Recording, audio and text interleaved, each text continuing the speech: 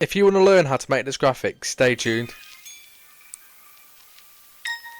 Whoa, quickly, just want to say there is a longer version of this with me explaining what I am doing. That is going to be like the way I upload videos now. This is the shorter version with the PSD file. If you're interested in watching the longer version, it's available for you to watch. But yeah, let's get in with this video. I also forgot to camera raw filter record that, so I'm sorry in advance.